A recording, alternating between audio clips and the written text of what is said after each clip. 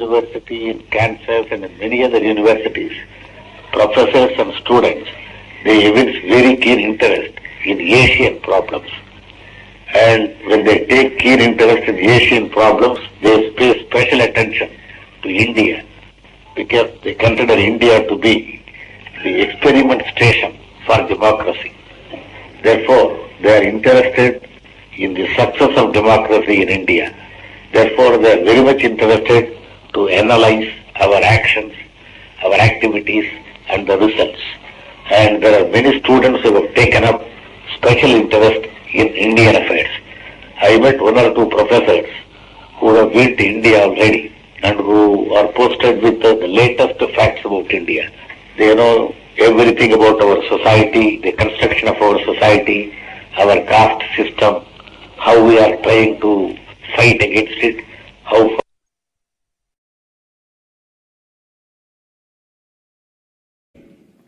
And Abraham Lincoln also was a dreamer. And, but he said one thing that makes most sense in trying to achieve this goal that I have dreamt for my nation. He said, if I have 6 hours to cut down a tree, then I will spend the first 4 hours sharpening the axe.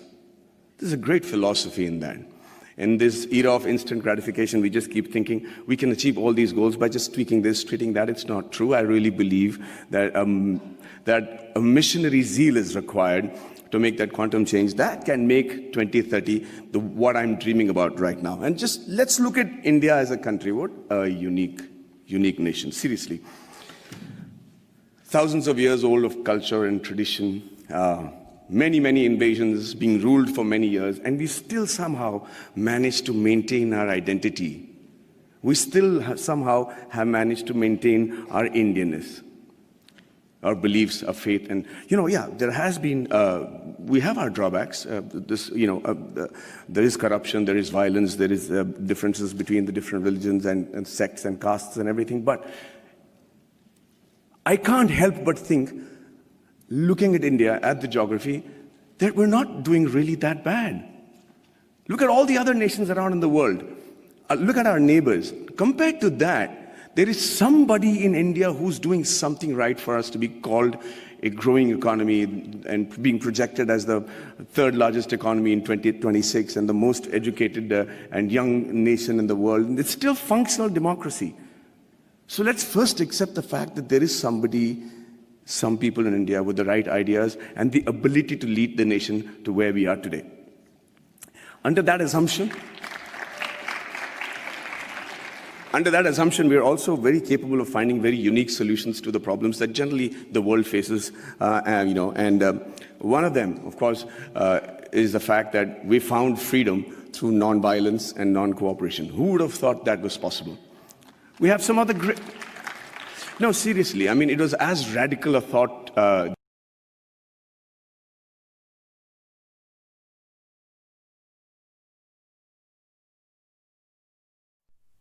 Hello everyone, I'm Shamira of grade 11. Based on the prose unit, the Convocation address, I wish to render an audio speech on the comparative study of Dr. C.N. Annadurai's address at Annamalai University on November 18, 1967 and actor Mr. Madhavan's address at the Harvard University on February 2017. The speeches of Dr. C.N. Annadurai and Mr. Madhavan has a number of points which should be taken into account. In his convocation address, Dr. C.N. Annadurai reminds the graduates time and again of their responsibilities they have as a citizen of democracy. Whereas Mr. Madhavan discloses about the dreams which he has for India in 2030. He builds his address around developing the rural India.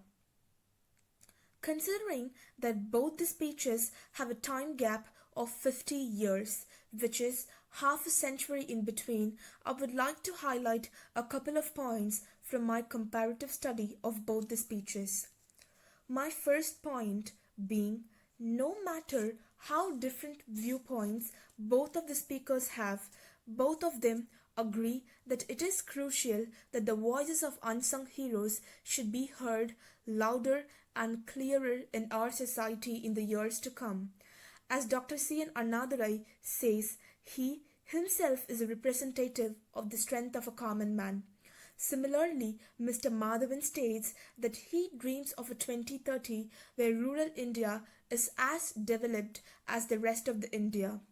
These two statements from the speakers serves as a proof that they go together in their dreams of making the voices of unheard audible enough that they have a privileged position in the society. My next and last point from my study, which I think worth mentioning, is the objectives they have in common as the citizen of world's largest democracy.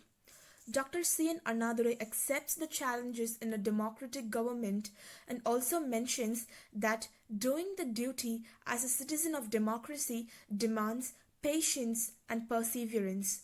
Not much different from this statement, Mr. Madhavan also mentions in his speech that he dreams of an India having a meritocratic electoral base in 2030, where the leaders of the nation believe that it is more important to serve the nation than rule it. And I wrap up this by telling one last point, that though both the speeches were made in different centuries, both of them having a difference of 50 years, the objectives both the speakers have in terms of the development of a common man and their viewpoints on democracy as a citizen of world's largest democracy doesn't differ much. Thank you for your time, and I hope you have the best day ever. Once again, thanks for your patient listening.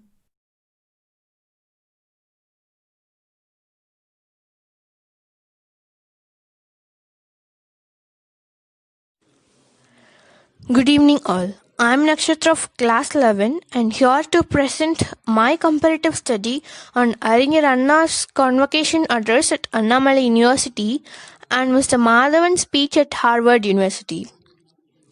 First of all, I feel proud that I was given these 2% speech for my work because both of them aimed on future India and future Tamil Nadu.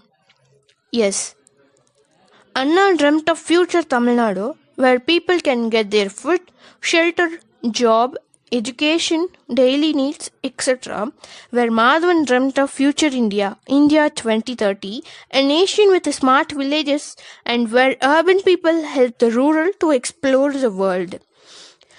Anna believed that Tamil Nadu was lacking only with ideas. How birds eat the fruits and put down the seed will start to germinate itself, right?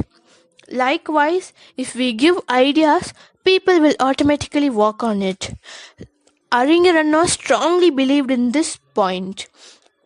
And he also believed that democracy develops the education system and education is the growth of the peaceful and healthy nation. Steps were also taken by Anna to develop parent-teacher structures throughout Tamil Nadu to raise the standard of education, thereby bringing about various changes in primary and secondary schools. He focused more on education because he believed that whole state will depend on budding youngsters for the development. Next, we shall move to Mr. Madhavan's speech. He felt proud to stand in front of them because his mother didn't even dreamt of that he will reach such stages. He said that he is an actor and he can only share his dreams shamelessly. He also shared that India will be a country with smart villages rather than smart cities. No child should yearn for food. No youngster should go door to door for job at 2030. And also he indicates that the biggest financial burden to a man in a small village is the sudden death of a person because he wants to do all the funeral ceremony according to the culture and tradition of India. This makes him to feel he is inadequate, and this tend that man to move out of that village. This was the saddest thing in India still now. And finally, if we have the ability to talk to the crowd yet keep your virtue, walk with kings, nor lose the common touch if neither good friends nor force can hurt you, yet all men count with you, but not too much. If only the politicians understand the gist of that line, we would have a progressive country by 2030 where we'll all be proud of not just the way the country is running, but also proud about our politicians. And I'm sure if all these ideas were implemented, we can definitely fulfill the dream of Abdul Kalam. And thank you for this wonderful opportunity. Thank you.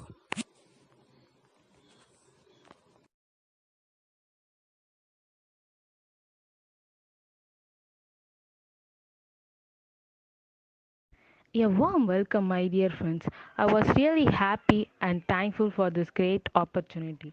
And I am here to share a few words about two legendary people's dream regarding the future India. The one who has trust that the democracy develops the education system and the education is the growth of helping and peaceful society is the hope of Mr. C.N. Annadure. And the other one who has addressed that India in 2030 is a great cultural and passionate country, is a dream of Mr. Madhavan, who is a great South Indian artist. And let's go deeply through their address. The first common thing between both of them is their dream, and their dream is to be a great India with education and full of good works and developed society. Let's start with Mr. Madhavan's dream, the one he says that he is not shameful to share his dream and he is proud that this is the one thing he can do as an actor. His dream was the urban peoples also want to explore and see the world by their own, and that opportunity will be given by the developed and sharing society. The village people should have proper education and their own identity. As same Mr. C.N. Annadore, also known as Perarinyar Anna, who is a politician and a great leader. He also dreamed, sorry, that's not a dream, it's a trust that he kept in upcoming generation and young leader to change the society and the education. The education must be equal to all citizens, and he also addressed that a growth of single citizen is a growth of huge society. At same time, he said that some people say to choose a luxury life without any failures or problems. It will happen, but the real success is hard work and involvement. The life is like a river. The water only moves forward. As the same, the men and women has equal responsibility about peaceful and helping society. And these are the points to be compared between Mr. Madhavan and Mr. C. N. Annadore address. So thank you so much for this beautiful opportunity.